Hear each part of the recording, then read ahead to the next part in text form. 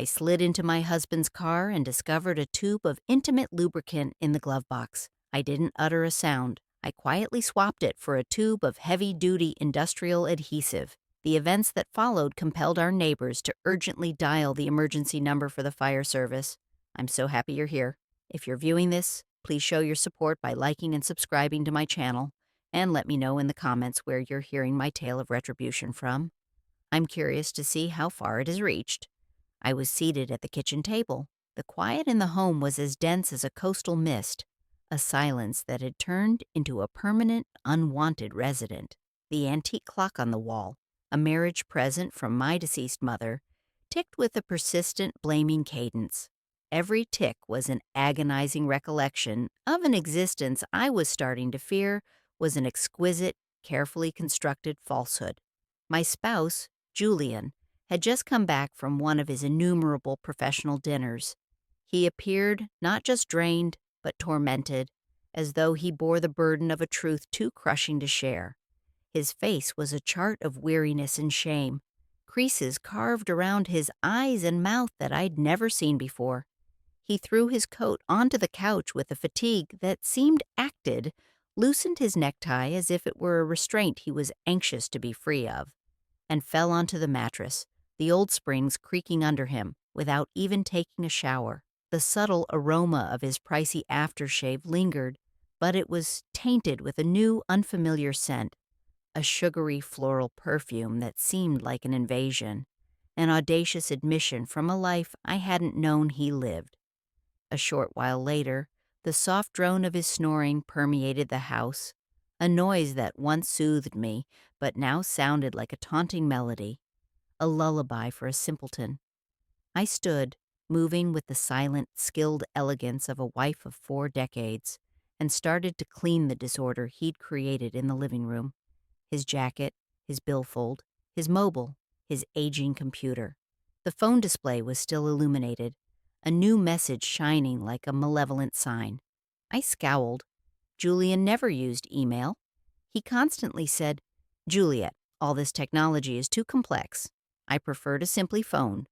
But now, an email. It was right there, in clear view, a digital phantom from a life I didn't realize he had. Driven by a grim fascination that felt both incorrect and essential, I opened it. The communication was brief, just a few terms that would fracture my universe. "You were amazing tonight, Dad." It was followed by a crimson heart, an emblem of endearment that stabbed my own heart with an icy, sharp pain. I went still, as if I'd been struck. The online world, a brutal reflector showing a reality I was too frightened to face. Dad. The term reverberated in my head. Who was addressing him that way, and in such a personal, loving manner? I scrolled down, my thumb shaking, hunting for additional hints, but there was nothing else. Just an odd email address, a scramble of senseless letters that provided no solutions, only further mysteries. A tremor passed through me, not from chill, but from a deep, fundamental terror. It felt like an icy draft entering through a fissure in the doorway of my life, unveiling a hidden room I never knew was there. I looked toward the bedroom and saw Julian roll over with a sputtering snore, his face serene and calm, a severe and maddening opposite to the tempest brewing inside me. My heart hammered like a criminal's, a panicked, ashamed rhythm. I rapidly returned the phone, my hands trembling so badly I nearly fumbled it. I kept tidying, my actions now automatic, robotic. I collected his soiled garments to take to the wash. While checking his trouser pockets, I felt a creased piece of paper, stiff and fresh. It was a sales slip from an upscale steakhouse in San Antonio, dated that very evening. I frowned. San Antonio? He had informed me he was seeing his associates in Dallas. A small, sour chuckle left my lips. Julian detested the drive to Dallas. San Antonio, however, was where his mother had resided before she died. He had cherished memories there, a detail he'd frequently mentioned. But who had he dined with in San Antonio while deceiving me about being in Dallas? The receipt indicated a table for 2, a bottle of premium Cabernet Sauvignon, a wine he had purchased for our 10th anniversary, a wine I'd always remembered, and primary dishes of filet and pasta. I tried to recall the last occasion Julian brought me to a venue like that, perhaps a decade ago, when I launched my first bakery. It was a memory carved into my mind, the shimmering candle glow, his beaming smile, the manner he celebrated my achievement. Now that recollection was a deception, a faded picture in an album of falsehoods. I took out my personal phone and, with a quiet, resolute determination, photographed the receipt and the email. I didn't wish to accept it, but a woman's gut feeling, a wife's intuition of 40 years, is a profound instinctual awareness. Something was occurring, and I needed to discover what. My hands were shaking, not merely with fury, but with a deep existential fear. I felt I was standing at the precipice of a cliff, about to observe the dramatic downfall of my entire world. I went to the garage. Julian's aged SUV was still warm, the atmosphere thick with the odor of fuel and that faint, sweet perfume from his clothing. I opened the door, a slight cold dread seizing my stomach. I switched on my flashlight and inspected every part of the driver's seat. There was nothing unusual, just some scattered coins and a drained water container. But as I felt inside the passenger side glove compartment, my fingers touched something plastic and slick. I pulled it out, and my heart nearly ceased. A tube of used personal lubricant with dried remains on the cap, a sticky, condemning piece of proof. I stood there in the dark garage, gazing at it as if it were a filthy secret, a physical representation of my darkest anxieties. Julian and I hadn't been close in years. He always claimed he was fatigued, that the years had drained his passion. So, what was this lubricant for? The query echoed in my thoughts, each syllable a hammer strike to my delicate reality. I felt numb, but maintained a lucid mind, a survival reflex activating. I returned it precisely where I'd discovered it. I cleaned my hands with a tissue, rubbing them sore, as if I feared the treachery would leave a lasting stain on my skin. I kept searching, this time more diligently, more systematically. Beneath the rear seat, I discovered some wrinkled napkins soaked in a sugary floral perfume that wasn't a man's and wasn't my gentle, known rose scent. The aroma was foreign, bold, a loud, crude declaration of unfaithfulness in the hushed refuge of our garage. I took pictures of everything, the lubricant, the napkins, as if I could capture the scent in a picture. I shut the car and went back inside, the heaviness of the proof pressing down on me, more substantial than any sack of flour I'd ever carried. I sat at the kitchen table, my hand shaking erratically as I picked up Julian's phone again. By now, I was almost convinced he was being unfaithful. I checked his texts, but there were only work discussions, sterile and arid, like a desert vista. His inbox was vacant, apart from that one peculiar email. I checked the sent and draft folders. Nothing. Everything was excessively clean, too immaculate, doubtfully so, as if he'd deleted every mark of his deceit. A maestro of deception, I thought bitterly. My anger was now a cold, solid rock in my chest, and a different, more perilous feeling started to awaken within me. A craving for truth, a necessity to reveal the lie, whatever the expense. The following morning, just as the sun emerged and the gentle light seeped through the window drapes, I was already awake, a specter in my own home. The mental picture of the lubricant, the eatery receipt, and that email kept spinning in my head, a poisonous carousel of suspicion. I stood in the kitchen, my hands occupied, but my mind a frantic tornado. I prepared a basic breakfast, 2 fried eggs, some toast, and a cup of the potent black coffee Julian preferred. I had hardly slept the entire night. Julian came down appearing weary, his hair disheveled, and his eyes still sleepy. He sat at the table, grabbed his coffee mug, took a swallow, and placed it down half empty. "I have a crucial meeting today," he said in a rough voice, a learned phrase he had employed often before, without meeting my gaze. "I'll probably be home late." He was so skilled at this, I reflected. The effortless lies, the relaxed tone, it made my blood turn to ice. I nodded with a tense smile, though all I desired was to yell, "Where is the meeting? With whom? In San Antonio again?" But I restrained myself, my rage a silent blaze, and merely responded, "All right, drive safely." He stood, gave me a light tap on the shoulder, a motion that felt more like a forgetful gesture than a display of love, and departed. The door shut, leaving the kitchen in silence, and me with a doubt that was blossoming into a monstrous conviction. I cleared the table and cleaned the plates one by one, the pattern of the chore a minor anchor in the hurricane of my feelings. I couldn't just sit there creating scenarios. I required the truth, solid proof. I picked up my phone and searched for the contact for Mrs. Miller, an old friend who had assisted me greatly when I initially opened the bakery. She had once mentioned a reliable private detective who focused on cases of infidelity. "Juliet, if you ever require it, I can provide you with Thomas's number," she had stated. "He's extremely tactful and trustworthy." I never imagined I would need to contact him, but now I had no alternative. I dialed her number, my voice quivering, every ring a drumbeat of my escalating dread. "Hello, Mrs. Miller. Can you assist me in reaching Thomas? I require him." She was silent for a few moments, a pause that said much before responding. "Juliet, what's occurring? Did Julian do something?" I exhaled, not wanting to elaborate over the phone, my pride injured and tender. "I simply need to know the truth. Can you assist me?" Mrs. Miller, a lady of few words but deep insight, agreed instantly. And just an hour later, I got a text from Thomas requesting to meet me at midday at a little cafe in the city center. "Mrs. Roberts, don't be concerned.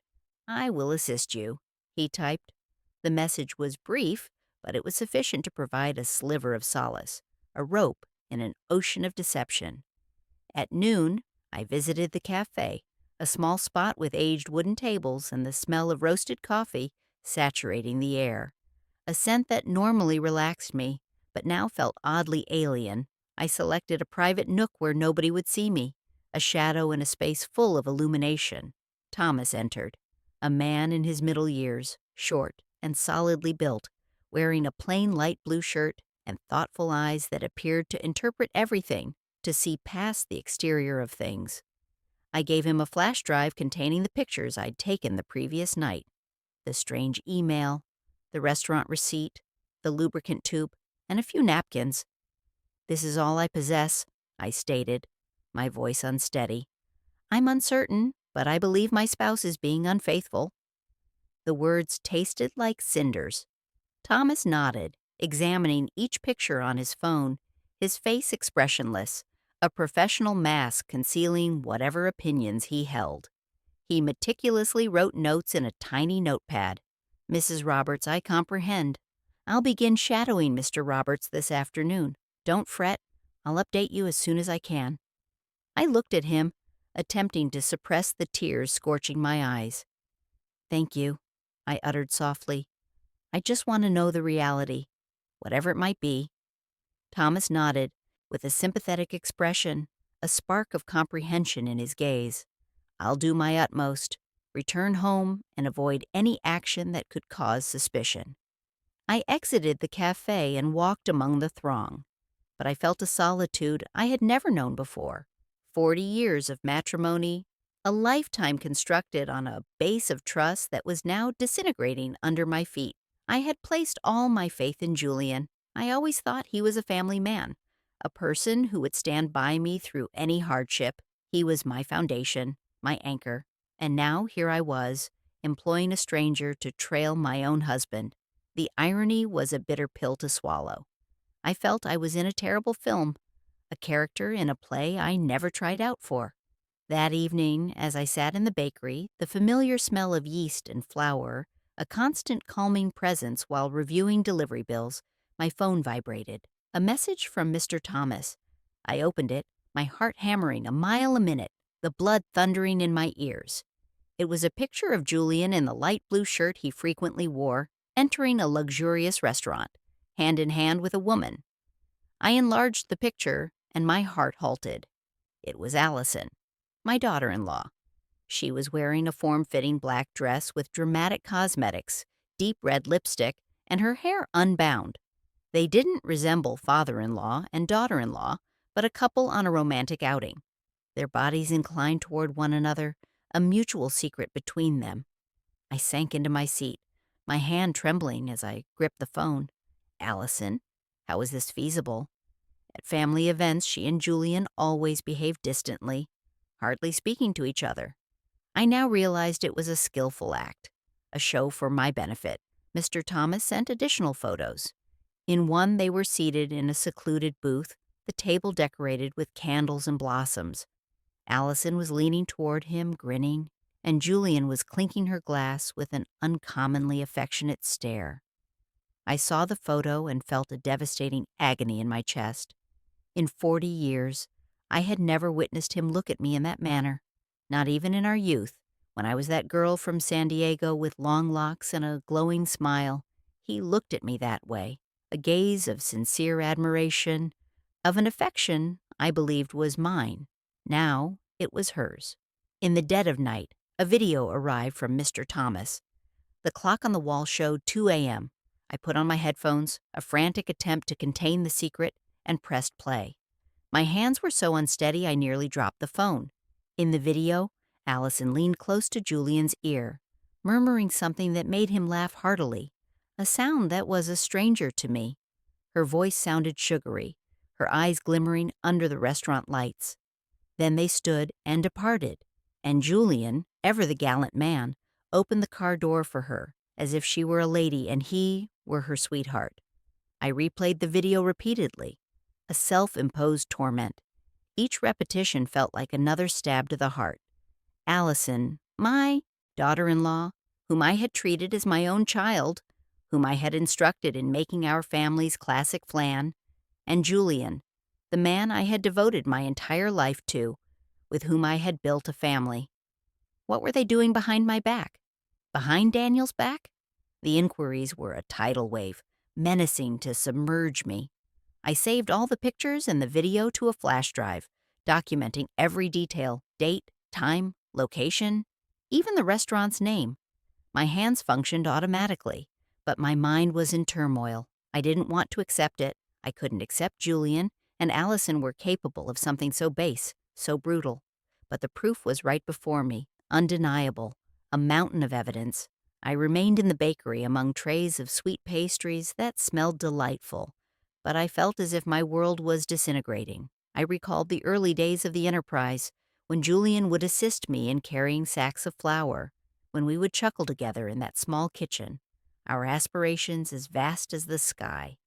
Now it all seemed a distant memory, a lovely falsehood I had lived for too long. The next morning, I was in the bakery's compact kitchen, holding a list of orders for a major hotel downtown. The scent of flour and vanilla, which always provided me peace, felt hollow that day, an empty consolation. As soon as I finished signing the delivery invoice, my phone buzzed in my apron pocket. I cleaned my hands and my heart sank when I saw it was a message from the detective. Just a short sentence. "Mrs. Roberts, I'm sending you more evidence." I took a deep breath, trying to remain calm, but my hand shook as I opened the message. A sequence of photos materialized on the screen. The first showed Julian in his usual gray shirt, exiting a legal office near the main square. Beside him was Allison in a beige office dress, her hair in a high ponytail and large dark sunglasses that nearly obscured her face, a feeble attempt at secrecy. They were walking very near each other, not like relatives by marriage, but like a pair, their bodies a testimony to their forbidden connection. In the subsequent photo, they were standing before a 4-star hotel with shining glass doors and a golden sign. I enlarged it, desperately seeking some indication to refute what I was witnessing. But there was nothing. They appeared too natural, too at ease together, a part of a world I was excluded from. Then came a brief video from Mr. Thomas. I pressed play, and my heart hammered so fiercely I thought it would burst, a frantic drum against my ribs. The shot was from a distance, but it was clear enough to see Julian and Allison on the third-floor balcony of the hotel. His arm was around her waist and she was leaning her head on his shoulder, her long hair moving softly in the breeze. And then, like a stab, I saw them share a swift kiss without attempting to conceal it. It was a brief kiss, but it was sufficient to incinerate the last spark of hope I retained. I replayed the video frame by frame, each picture digging deeper into my soul, a slow, agonizing fall into hell. The room's curtain opened slightly, and Allison emerged, rushing to embrace Julian, her face illuminated with joy, as if she were a youthful girl in love. I slumped into the chair, clutching the table's edge to prevent myself from breaking down. Mr. Thomas wrote, "They also rented the room for the afternoon. It appears they're staying the night. I'll continue monitoring them." I read the message repeatedly, my throat constricted, as if I were being choked. Just a few hours earlier, Julian had written to me, "Juliet, I won't be home tonight. I have to meet a prospective partner from out of town. Get some rest." The tone was sweet and caring, just as it had been for years. But now I knew it was all a lie, a well-built lie, a potential partner from out of town. He wasn't out of town. He was here in a 4-star hotel with our own daughter-in-law. I opened my portable hard drive and cautiously saved every photo and every video. Each time I pressed save, I looked at the picture as if to confirm I wasn't dreaming. In the video, Julian's gaze toward Allison was so tender. The way he stroked her hair reminded me of the way he used to do it with me over 30 years ago. We were young and I trusted our love would last forever, a pledge whispered beneath a starry San Diego sky. Now, seeing this, all I saw was lies and blatant betrayal. I remembered family gatherings, everyone seated around the table, a portrait of our perfect family. Allison always sat far from Julian. Sometimes she even looked at him with revulsion. Daniel would jest, "Mom, I believe Allison can't tolerate Dad. She evades him like a disease." I believed it too. I thought they simply didn't connect, that she was just attempting to integrate into the family. But now I understood it had all been a charade, a carefully orchestrated dance of deceit. They performed too well in front of me, in front of Daniel, in front of the entire neighborhood. I felt like a fool, a blind wife, betrayed by 2 traitors right before my eyes.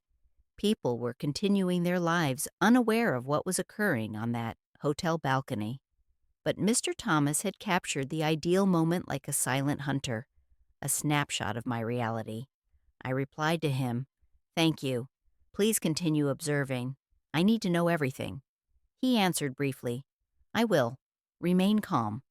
That night I returned to the house that had been my home with Julian. It felt foreign now, a place of phantoms and lies. I opened the dresser drawer and took out a thick envelope, my hands moving with a grim resolve. I printed all the evidence, photos of Julian and Allison leaving the lawyer's office, photos of them entering the hotel, photos of them on the balcony, and every frame of the video. I meticulously arranged them, sealed the envelope, and concealed it at the drawer's bottom beneath old family photos. I looked at a photo of the 4 of us, Julian, Allison, Daniel, and me at Daniel's birthday celebration a few years prior. Allison was smiling, holding Daniel tightly, while Julian stood beside me with his arm on my shoulder, looking proud. Now, looking at it, all I desired was to tear it to shreds, to rip the picture of their grinning faces from my life. The next morning, just before dawn, I heard the front door open slowly. Julian staggered in, smelling of alcohol. "The partner was too challenging, Juliet," he complained in a raspy voice, his eyes crimson, as if he'd been awake all night. "I had to consume a lot. I'm exhausted." I was in the kitchen with a water glass in my hand, watching him perform while feeling like he was applying salt to a wound. "Rest," I responded calmly as always, the practiced voice of a wife. "You must go to work tomorrow." He nodded, gave me a pat on the shoulder as if nothing had occurred, and dragged himself to the bedroom. Minutes later, he was snoring peacefully, as if he'd never betrayed me, as if he'd never visited a hotel with our own daughter-in-law. When I was certain Julian was asleep, my phone vibrated. It was a call from the detective, Mr. Thomas. His voice was low, nearly a whisper, as if he feared someone would overhear him. "Mrs. Roberts, I recorded their conversation in the hotel parking lot. I used specialized equipment. They didn't even notice. I'm transmitting it to you now." My heart hammered fiercely, but I simply replied, "Thank you, Thomas. Send me the file." Minutes later, an audio file appeared in my messages. I put on my headphones, sat at the table, and pressed play. The first thing I heard was Allison's voice, cold and ambitious, a stranger's voice. "Dad, hurry up with that fake contract. I want to have that whole chain of stores already. I want that old hag out of the house." I felt a blow to my chest and gripped the phone tightly. Then came Julian's voice, deep and confident. "Don't worry about those papers. Juliet doesn't know anything. Leave it in my hands. She trusts me too much." It felt like a blade twisting in my heart. They weren't just deceiving me. They were planning to seize everything I had built. The bakery chain, all the perspiration, tears, and sleepless nights. Baking every batch. Traveling all over the city to make deliveries to maintain my reputation. It was all mine. Julian never once soiled his hands in the kitchen. He never operated the counter or signed contracts with hotels. And now he and Allison desired to take it all away. To eject me from the house I had made a home. I nearly collapsed, but I still had the composure to copy the audio to the flash drive where I kept the other evidence. I meticulously recorded the time and place as if trying to keep myself steady amid the storm. The next morning, as I prepared coffee in the bakery, my phone vibrated again. Thomas transmitted another batch of new photos taken with a telephoto lens. In them, Julian and Allison were inside his car with a thick stack of papers before them. Allison had a red pen and was marking the document intently. Julian, beside her, nodded and grinned, as if he were in full agreement. Thomas wrote, "I overheard something. It seems they want to use a contact at the notary's office to make the transfer. I'll investigate further." I enlarged the photo. I could see the letters on the paper, though I couldn't read them. But I knew these weren't ordinary work documents. They were scheming to steal everything I had labored for, step by step. I sat there among the trays of sweet pastries that smelled so delicious, but I felt as if my entire world was collapsing. I reopened the audio file, put on my headphones, and listened to every phrase, every word they said. That wretched old woman. That's what Allison called me. I recalled the days when she had first joined the family, when I taught her how to prepare rice, when I embraced her like a daughter. I thought she was part of the family, that she would be the woman who, along with Daniel, would build a future, and Julian, the man I had loved since I was a girl in San Diego, who vowed he would be with me until the end.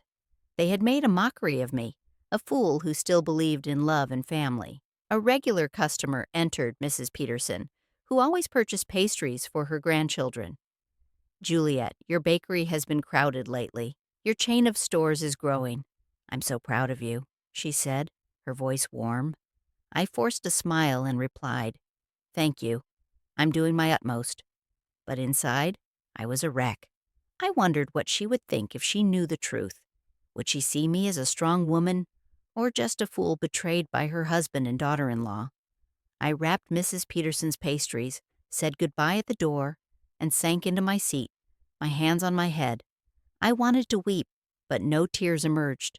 Instead, a silent fury burned inside me like the fire in an oven, ready to ignite at any moment. That night at supper, I sat across from Julian in the small kitchen under the yellow light that gave his face a strange, distorted glow. He ate and spoke in a monotone voice, as if nothing were amiss, as if the world wasn't about to end for him. "Juliet, I have to sign some significant business documents this week. Perhaps you should review them. They're complex." I picked up a piece of bread and pretended to take a bite, but in my head I could only hear Allison's voice from the recording. "Dad, hurry up and sign the fake contracts." I knew he was testing the waters. He wanted to pull me into his dirty scheme. I gave him a dry smile, a facade of a wife who was too weary to argue, and replied, "Yes, I'll examine them later. I'm tired now." He nodded, took a swallow of wine, looking at me as if nothing were wrong. But I knew that behind that smile was a man prepared to take everything I had built, a predator awaiting the right moment to strike. Julian had a few more glasses of wine. His face turned red, and he started slurring his words about a difficult client he'd seen that day. I nodded as if I were listening, but inside I wanted to scream, "Do you think I'm that stupid?" When he stood, swaying, and went to the bedroom, I cleared the table, my every motion slow, containing the fury that was simmering inside me. He threw himself on the bed, snoring loudly, and left his car keys on the nightstand, gleaming under the faint light, a siren's call to my vengeance. I stared at them, my heart thumping in my chest. This was my opportunity, my moment. I entered the bedroom slowly, cautious not to make a sound. Every step felt like walking between agony and resolve, between the past and a new, unknown future. I seized the keys, squeezed them tight, and went straight to the garage. The night was quiet, hushed, as if the world was holding its breath. All I could hear were crickets outside, their chirping a soundtrack to my silent rage. I turned on my phone's flashlight. The weak light illuminated Julian's old SUV, a silent accomplice in his betrayal. I opened the door. The smell of gasoline was still there, blended with a strange sweet perfume. I opened the glove compartment between the seats, and there it was, the tube of lubricant with a loose cap and dried residue on the edge, a monument to their infidelity. I held it in my hand, feeling like I was holding a dirty secret. It was evident they had used it again, as if it were confirmation that Julian and Allison were still playing their secret game, their twisted little dance. I took the tube of lubricant to the kitchen, placed it on the counter, and cleaned my hands with lemon soap. I scrubbed them thoroughly as if to erase every mark of the betrayal I had just touched. The fresh scent didn't soothe my anger, but it helped me remain focused. I opened the tool drawer and took out a tube of clear industrial superglue, the same kind I once used to repair a chair at the bakery. It was a tool of my trade, now a weapon of my revenge. I carefully unscrewed the cap of the lubricant and filled the tube with the glue, drop by drop, until it was completely full. I wiped the nozzle, shook it gently to mix it, and tested it slightly. It emerged smoothly, just like the original lubricant. At a glance, no one would detect the difference. I smiled faintly, though a hurricane was raging inside me. This wasn't a game. It was the initial step to obtaining justice. I put the tube back in the glove compartment, adjusted the floor mat and the seat just as they were, as if no one had touched anything before shutting the car. I opened the trunk to inspect. There were only crumpled bags, an empty water container, and an unused condom lying in a corner. My heart skipped a beat, but I wasn't astonished anymore. I took pictures with my phone, adding them to the growing collection of evidence. Each image was another piece, a reminder that I couldn't let Julian and Allison escape with their lies. Back in the house, I returned the keys to their place next to Julian's alarm clock. I grabbed an old book and sat on the living room sofa pretending to read. The faint light fell on the pages, but I couldn't read a word. My head was spinning. I thought of Daniel, my son, who believed he was living happily with Allison without knowing the truth. How could I tell him that his wife and his own father were betraying us? I thought of the bakery chain, of the 40 years of labor and sleepless nights, of all the arguments with Julian to defend my dream. He never truly comprehended it, but I trusted that he supported me. Now I knew he was just awaiting the right moment to take everything. An hour later, Julian woke up and stumbled into the kitchen for water. He saw the keys on the counter and didn't suspect a thing. "Still not sleeping, Juliet?" he asked groggily. I smiled and replied, "No, I'm just reading a bit. Finish your water and return to bed." He nodded, drank, and went back to the bedroom, snoring instantly. I looked at him as if he were a stranger. This man, who once pledged to be with me until the end, was now planning to destroy what I loved most, but he didn't know that I had already initiated my counterattack. At dawn, I got up. The sunlight was timidly entering through the bakery window. I was in my usual kitchen, kneading dough, preparing flans and sweet pastries for a large hotel order. I pressed the dough with all my might, channeling my rage into every movement.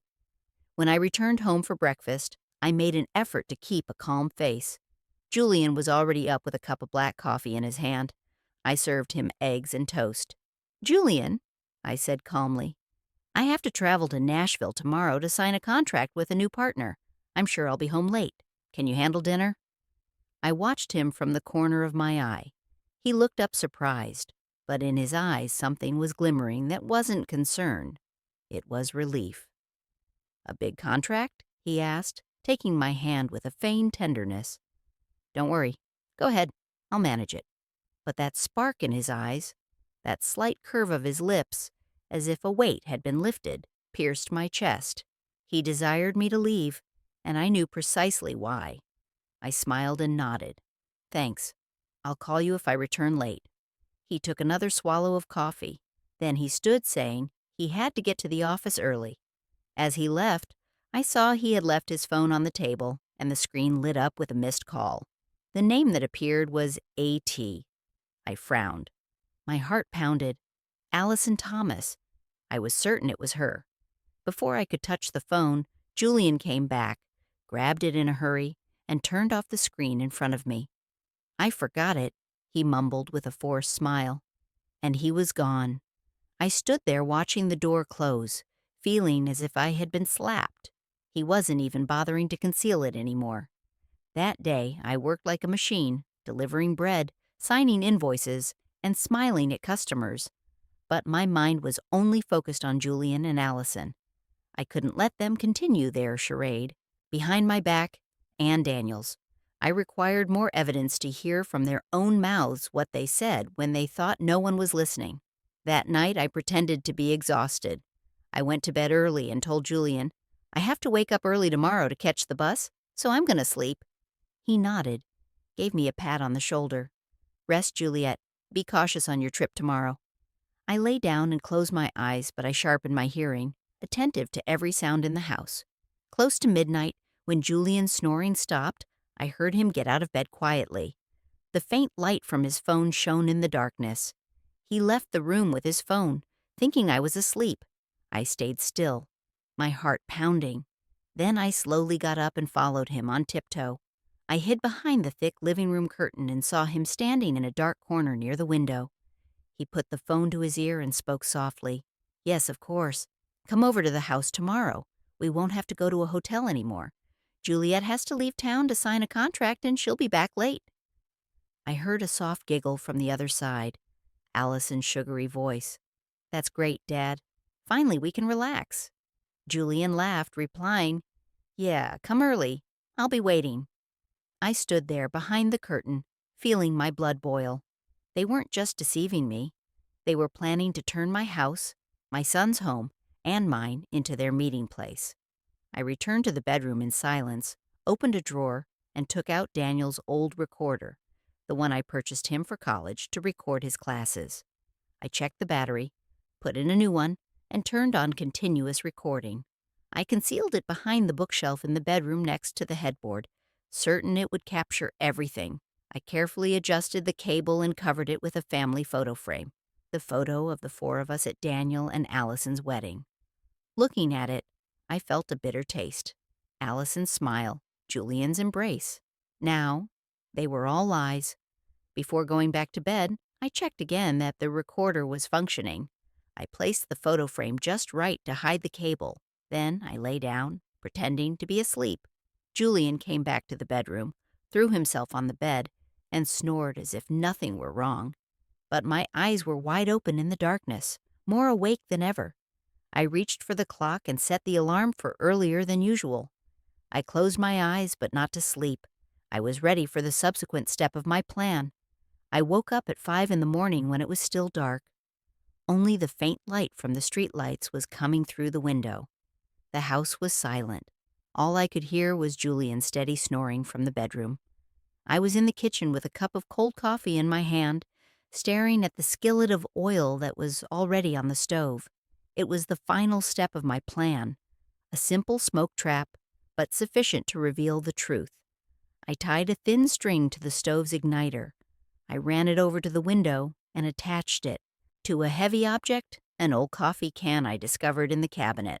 All I had to do was pull it from a distance, and the flame would ignite the oil, creating thick black smoke enough to alarm the neighbors.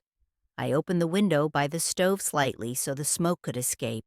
Then I tested it once. The smoke rose rapidly, forming spirals like a warning. I turned it off instantly, checked everything again, and made sure not to leave any trace that might make Julian suspicious. I put on a jacket, grabbed my large purse, and pretended to be departing for my trip. Before I left, I went into the bedroom and gently shook Julian. "I have to go to the bus station right now," I said in a calm voice. "I'm going to sign a contract. I'll probably be back late tonight." He opened his eyes and in a sleepy voice replied, "All right, be careful, Juliet. Call me if you need anything." Then he buried his face in his pillow and went back to sleep. I looked at the man I once loved and trusted. Now lying there unaware of the trap awaiting him, I turned away, my heart heavy, but my legs steady. Instead of going to the station, I went across the street to Mrs. Peterson's house. She was my neighbor and my friend. She opened the door and looked at me, worried, when she saw my purse. "Juliet, what are you doing up so early? Is something wrong?" she asked with affection. I forced a smile. "Mrs. Peterson, can I stay here for a few hours? I need to watch my house." She frowned, but didn't say anything else. She poured me a hot cup of coffee and gave me a chair by the window. From there, I could see the entrance to my house where Julian and Allison would enter and where the truth would be revealed. Around 10 Miruwa, a taxi pulled up in front of the house. Allison got out wearing a light floral dress and dark sunglasses, as if she were afraid someone would recognize her. Julian opened the door, looked around in a hurry, and rapidly ushered her inside. I gripped my coffee cup tightly, my heart pounding in my chest. "It's time," I murmured, and turned on the app on my phone connected to the hidden recorder I had left in the bedroom. The sound started coming through my headphones. Allison's laughter, the clinking of glasses, heavy footsteps. Then I heard Julian's deep voice. "All right, we don't have to hide in a hotel anymore." Allison laughed. "You really know how to pick your moments. The old hag is gone, right?" I bit my lips, holding back the rage, as I listened to her call me the old hag with so much contempt. Then the bed started to creak along with other sounds I didn't want to keep listening to. I closed my eyes, took a deep breath, and told myself, "Just a little longer, Juliet. Just a little longer." A few minutes later, suddenly, Allison screamed, "What the hell is this? We're stuck!" Her voice was filled with panic, almost sobbing. Julian growled, "Shut up. Wait, let me see." I smiled. I barely touched my phone and activated the smoke trap remotely. The string pulled hard. The stove ignited. The skillet of oil caught fire. Black smoke billowed out of the kitchen window in thick spirals, spreading outside like an alarm signal. Mrs. Peterson gasped. She looked out the window. "Juliet, your house is on fire!" I pretended to be scared, but inside I felt strangely calm. Neighbors started coming out into their yards, shouting, "Juliet's house is on fire. Call the firefighters." A man nearby, Mr. Miller, quickly took out his phone and called the city fire department. I stayed there, holding my coffee cup tightly, my eyes fixed on my house. Everything was going according to plan. In my headphones, Allison's voice sounded more and more desperate. "Julian, do something. I can't move." Julian's voice roared, "Don't scream. I'm trying." But I knew they couldn't do anything. The industrial superglue I had swapped was already at work, leaving them trapped at their most humiliating moment. I imagined them struggling, scared, and a part of me felt satisfied. Not because I was cruel, but because they had pushed me to this. They wanted to take my bakery, my family, even my honor. Now I would make them pay. I looked out the window. The smoke continued to rise, getting thicker. The neighbors were crowding together, yelling in a panic. "What's going on?" someone asked. "Where's Juliet?" "She went out of town for work." "That's what I heard," another replied. Mrs. Peterson, standing next to me, looked at me with suspicious eyes but didn't say anything. She just squeezed my hand gently. I knew she had a hunch, but I didn't need to give her an explanation. The truth was about to explode, and I was ready. Just 10 minutes later, the siren of a fire truck sounded at the end of the street like a death knell. The red vehicle sped up and skidded to a stop in front of my house. I saw Daniel jump out of the driver's seat in his fire chief uniform, his face tense. My son shouted in a firm voice, "Get the equipment ready quick. There might be people inside." I looked at him and felt a sharp pain. My son, always so proud of his family and his parents. Now he was about to face the cruelest truth. I wanted to run and hug him and say, "I'm sorry, Daniel." But I had no other choice. I stayed still, letting everything take its course. The smoke from the kitchen continued to rise thickly, making Daniel and his team believe there was a serious fire. My son led the way with a sledgehammer, breaking down the front door. The sound of splintering wood echoed in the air. His teammates followed him with hoses and extinguishers. I listened to the commotion coming from the bedroom. Julian's desperate shouts mixed with Allison's sobs. "Do something, Julian." "I can't move," Julian growled. "Shut up. Don't scream." I bit my lips, squeezing the phone where the app was still transmitting the audio from the hidden microphone. They were trapped, helpless, just as I'd calculated. Daniel entered the bedroom, and I could imagine what he found. His own father and his wife, naked, stuck to each other on the bed, their faces pale with pain and panic. I wasn't there, but through my headphones, I heard Daniel's voice falter. "What? What is this?" A firefighter behind him murmured in surprise, "Oh my God!" Another couldn't hold back and let out a nervous laugh, but Daniel immediately shouted, "Silence!"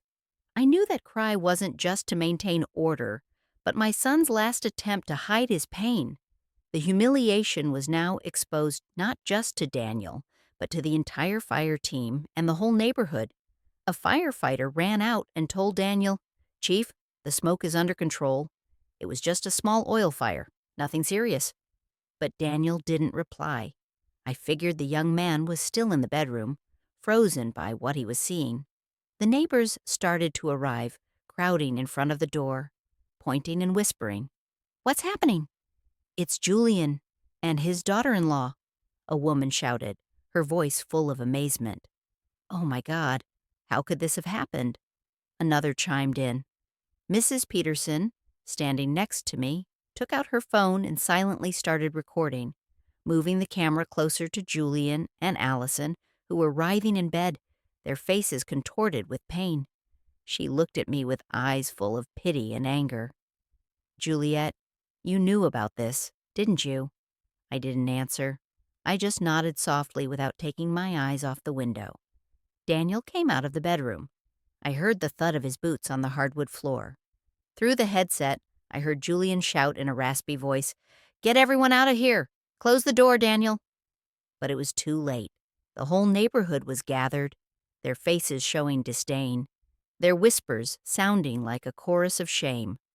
Father-in-law and daughter-in-law caught in the act. "Unbelievable!" a man exclaimed. "Poor Juliet. How did it come to this?"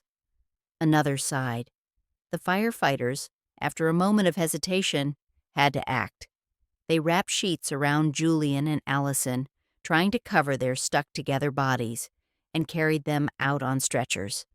I could hear Allison's broken sobs mixed with her groans of pain. "Please do something. I can't stand it anymore." Julian just mumbled weakly, "Don't let anyone see us." But the whole neighborhood had already seen. There were looks of revulsion, mocking laughs, and shakes of disappointed heads. They were carried out wrapped in a thin sheet amidst the growing murmurs. What a disgrace. Father-in-law and daughter-in-law. My God, how filthy. The crowd was still gathered at the entrance when the ambulance left with its siren blaring. Among the loud voices, I heard bursts of laughter. "What a show!" shouted Mr. Miller. "I can't believe there are two people so shameless in this world." An old woman shook her head and whispered to the person next to her, "Poor Juliet." I stood among the people, pretending to be surprised as if I had just run there from the bus station.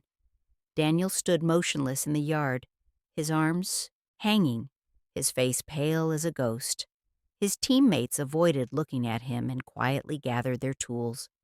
I knew that Daniel wasn't just shocked to see his father and his wife stuck together in bed, but by the double betrayal of the two people he loved most.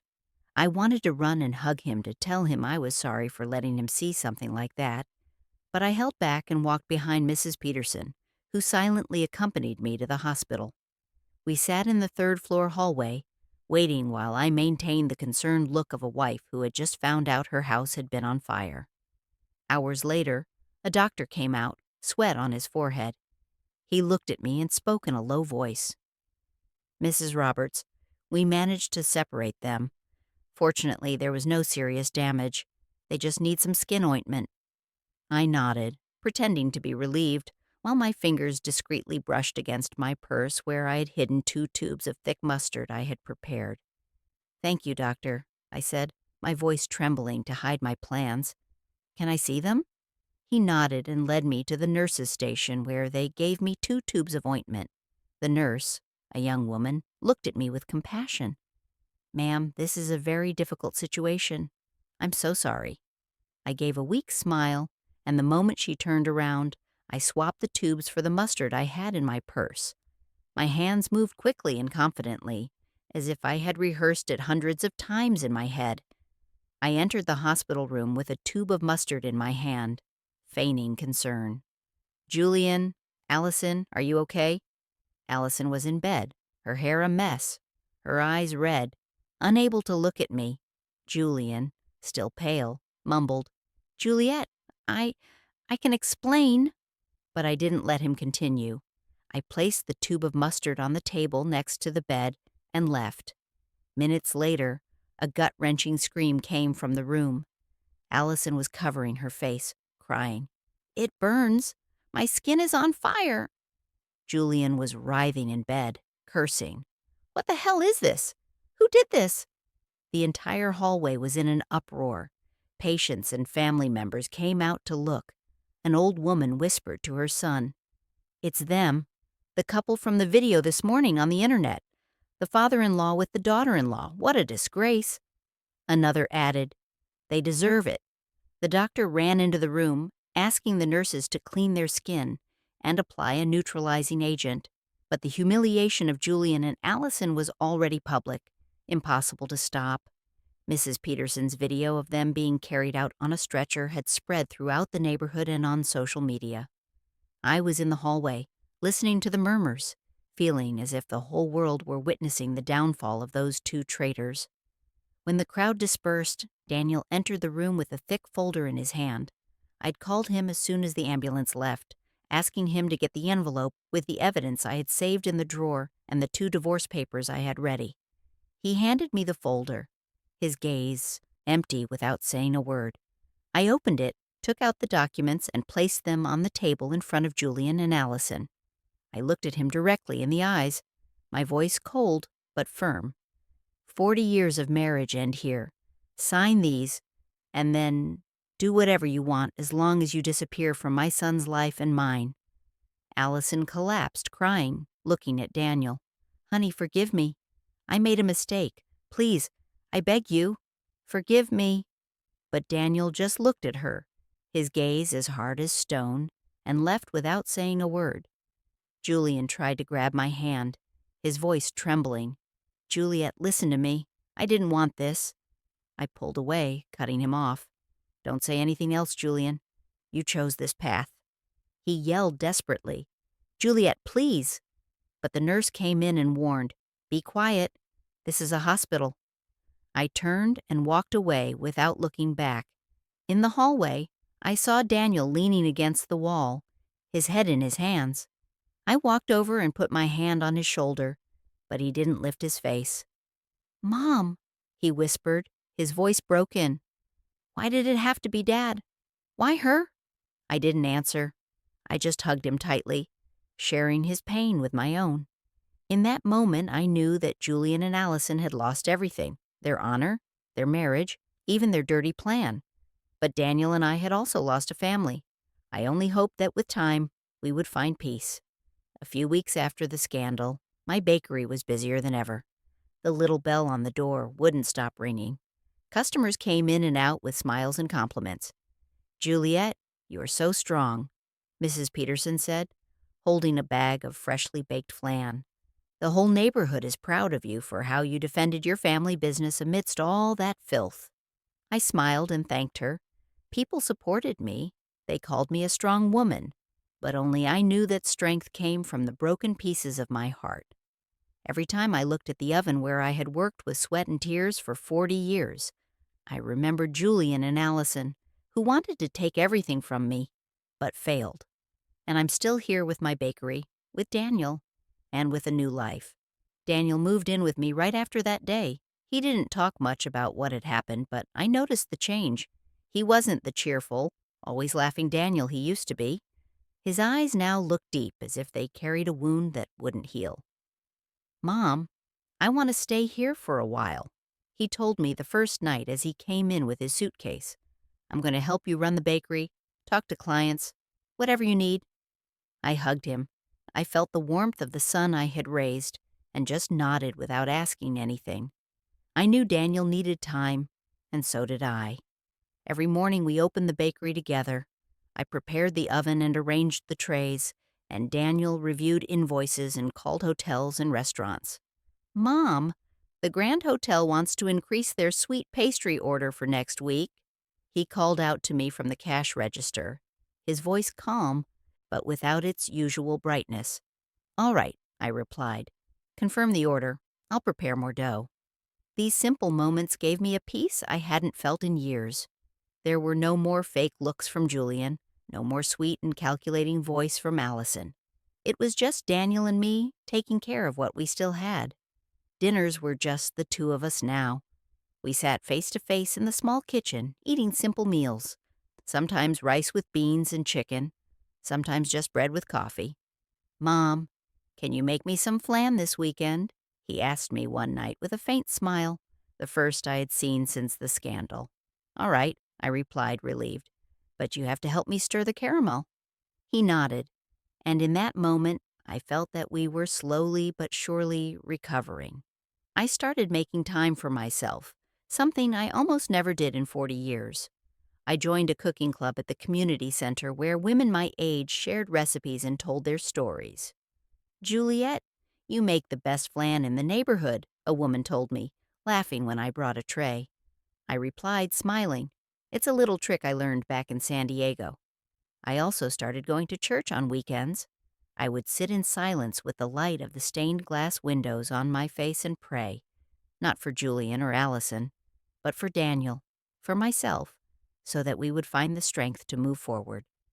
Sometimes I would go for walks with Mrs. Peterson in the town square, listening to her talk about neighborhood gossip.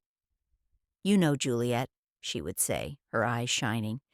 "Everyone is still talking about Julian and Allison, but they say you're the one who won." I just smiled without answering. I won, maybe, but the price was losing my whole family. Daniel also started to change. He became less quiet and began telling me about his work as a firefighter. "We put out a fire at the market yesterday," he told me one night as we ate dinner. "It was really dangerous, Mom, but luckily no one got hurt." I listened to him, my heart filled with pride. "Please be careful," I said, my voice trembling. "You're all I have left." Daniel looked at me with tenderness. "Don't worry, Mom. I'll never leave you alone." Those words were like medicine. They gave me back the faith that even though I had lost so much, I still had my son who would always be with me. One afternoon, while the bakery was full of customers, I sat at the cash register, watching the movement in the street.